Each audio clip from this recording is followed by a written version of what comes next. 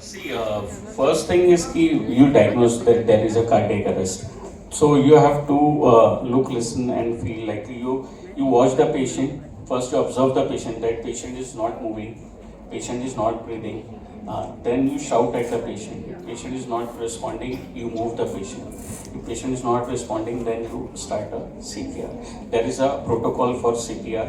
At least you have to give 100 compressions in 1 minute. It should be adequate. And if there is suppose if there is a single rescuer, so it is 30:2. You give a 30 compression and 2 breaths.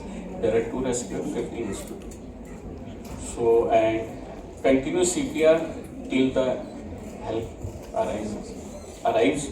And if you are in a setting where there can be AED, automatic defibrillator, automated defibrillator, so there you can use it.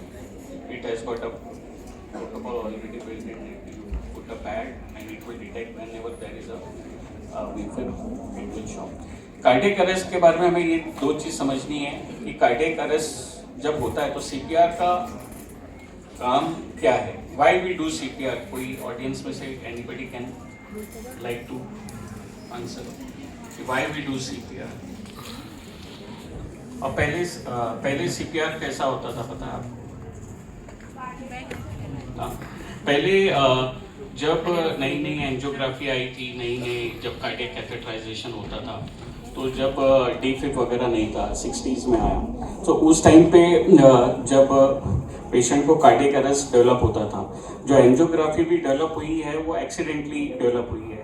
ये एओर्टोग्राम कर रहे थे, there is a guy called edge sons.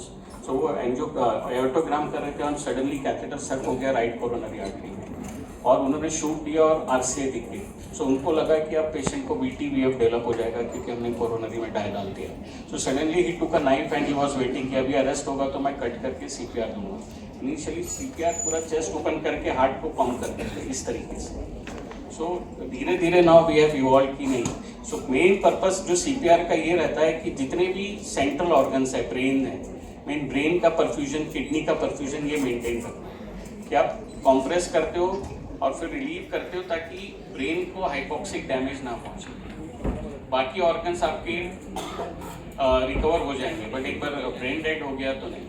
So the main purpose is to maintain the perfusion to the vital organs and especially brain. So सिर्फ compression ही करने देना, उसको recoil भी होने देना. Thank you, sir. And I think